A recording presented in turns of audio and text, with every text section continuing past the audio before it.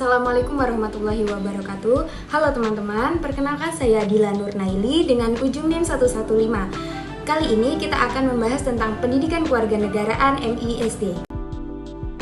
Pertama, kita akan membahas identitas di rumah, sekolah, dan dalam masyarakat yang meliputi budaya, suku, agama, dan bahasa. Nah, sebelum itu kita harus memahami dulu apa sih itu identitas. Identitas itu adalah ciri khas yang membedakan individu dengan orang lain yang dibentuk melalui interaksi sosial. Nah, identitas itu mencakup budaya, bahasa, dan agama. Nah, identitas itu dibagi menjadi 3. Yang pertama, identitas di rumah, identitas di sekolah, dan identitas di masyarakat. Nah, kita bahas satu-satu dulu nih. Yang pertama, identitas di rumah. Nah, jadi lingkungan keluarga itu merupakan tempat pertama dan utama dalam pembentukan identitas anak. Melalui pola asuh orang tua, anak itu diperkenalkan dengan nilai-nilai budaya, bahasa daerah, adat istiadat, serta ajaran agama. Nah, keluarga juga berperan dalam menanamkan nilai moral, sikap tanggung jawab, dan kebiasaan beribadah yang kemudian menjadi dasar pembentukan karakter anak. Dengan demikian, identitas anak banyak dipengaruhi oleh kebiasaan dan nilai yang diterapkan di dalam keluarga. Yang kedua, identitas di sekolah. Nah, sekolah itu menjadi lingkungan sosial kedua yang berperan penting dalam pengembangan identitas anak. Di sekolah, anak berinteraksi dengan teman sebayanya yang memiliki latar belakang budaya, suku, bahasa, dan agama yang beragam. Jadi, melalui proses pembelajaran dan interaksi sosial, peserta didik diajarkan untuk saling menghargai perbedaan, bersikap toleran, dan bekerja sama tanpa membedakan latar belakang. Jadi, sekolah itu berperan sebagai sarana pendidikan yang multikultural yang menumbuhkan sikap saling menghormati dalam keberagaman. Yang ketiga, identitas dalam masyarakat. Jadi, masyarakat itu merupakan lingkungan sosial yang lebih luas dalam memperkuat identitas individu. Dalam masyarakat, nilai-nilai suku, budaya, bahasa, dan agama itu diwujudkan melalui adat istiadat, kegiatan sosial, serta kehidupan yang beragam. Nah, masyarakat itu membantu individu memahami identitas dirinya sebagai bagian dari kelompok sosial sekaligus sebagai warga Indonesia yang hidup dalam keberagaman. Nah, berdasarkan tersebut, dapat disimpulkan bahwa identitas diri itu terbentuk melalui peran keluarga, sekolah, dan masyarakat yang secara terpadu. Nah, ketiga lingkungan tersebut memiliki peran penting dalam menanamkan nilai-nilai budaya, suku, bahasa, dan agama sehingga membentuk individu yang berkarakter, toleran, dan mampu hidup rukun dalam masyarakat yang majemuk. Selanjutnya, sikap menghormati, menjaga, melestarikan keberagaman budaya dalam bingkai Bhinneka Tunggal Ika. Nah, tentunya teman-teman itu sudah nggak asing lagi kan dengan kata Bhinneka Tunggal Ika. Nah, Bhinneka Tunggal Ika itu merupakan semboyan negara Indonesia yang memiliki makna berbeda-beda tetapi tetap satu.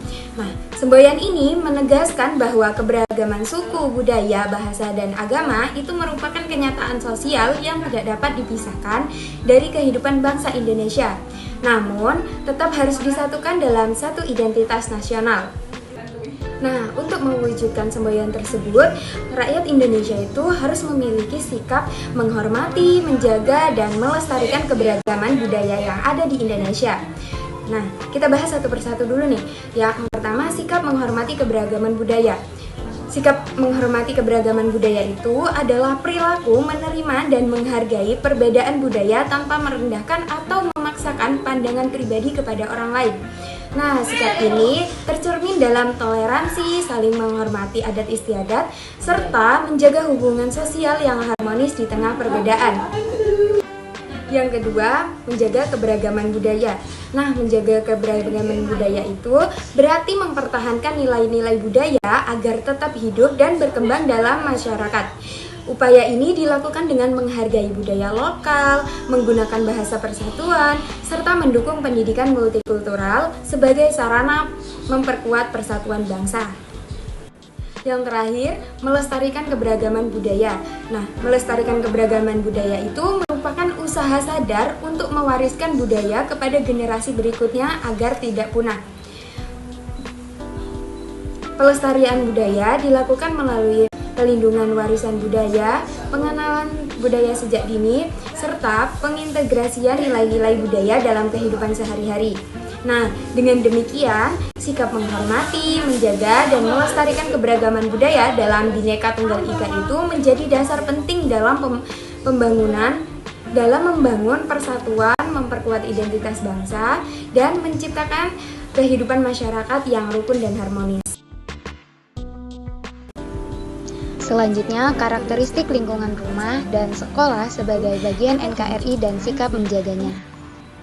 Karakteristik lingkungan rumah dan sebagai bagian NKRI itu dapat diwujudkan dengan menanamkan nilai gotong royong, disiplin, dan tanggung jawab. Bisa juga dengan membiasakan hidup bersih, sehat, dan peduli lingkungan, atau dengan melestarikan budaya dan adat istiadat keluarga. Nah, semua itu bisa merupakan wujud cinta tanah air dalam kehidupan sehari-hari. Selanjutnya, lingkungan sekolah sebagai bagian dari NKRI. Nah, sekolah itu merupakan miniatur masyarakat multikultural yang menanamkan nilai Pancasila dan nasionalisme melalui kegiatan upacara bendera, sholat berjamaah, gotong royong, pramuka, dan kegiatan nasional lainnya. Hal itu dapat membentuk sikap disiplin, toleransi, dan tanggung jawab siswa. Nah, sikap menjaga lingkungan rumah dan sekolah itu bisa diimplementasikan melalui dengan membuang sampah pada tempatnya, menghemat air dan listrik, menjaga kebersihan dan fasilitas bersama, aktif dalam kegiatan kebersihan lingkungan, dan patuh terhadap aturan yang berlaku. Selanjutnya, lingkungan tempat tinggal RT, RW, desa atau kelurahan dan kecamatan sebagai bagian NKRI dan pentingnya kerjasama dalam kebersamaan. Nah, lingkungan tempat tinggal adalah miniatur NKRI dalam kehidupan sehari-hari. Nah, di dalamnya itu terdapat RT, RW, desa atau kelurahan, kecamatan sebagai struktur dasar NKRI yang langsung bersentuhan dengan kehidupan warga. Selanjutnya, struktur wilayah yang lebih luas seperti provinsi dan kabupaten atau kota.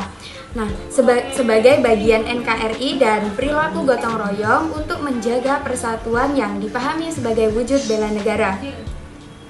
Jadi, struktur wilayah NKRI seperti provinsi dan kabupaten atau kota itu berfungsi untuk membantu pemerintah atau dalam mengatur negara agar tetap sejahtera dan tertib.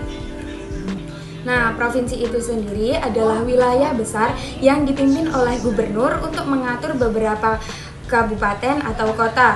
Nah, sedangkan kabupaten atau kota itu wilayah tempat pelayanan masyarakat dan pembangunan desa. Keduanya ini sama-sama berupaya untuk membentuk wilayah NKRI yang tertata dan untuk memperkuatnya diperlukan gotong royong atau kerjasama saling membantu sebagai bentuk bela negara dan cinta tanah air dengan menjaga persatuan, kerukunan, dan kebersamaan masyarakat. Nah, dari beberapa materi tadi dapat kita pahami bahwa lingkungan keluarga, sekolah, dan tempat tinggal hingga wilayah yang lebih luas seperti desa, kecamatan, kabupaten atau kota, dan provinsi itu merupakan bagian penting dari negara Republik Indonesia atau NKRI.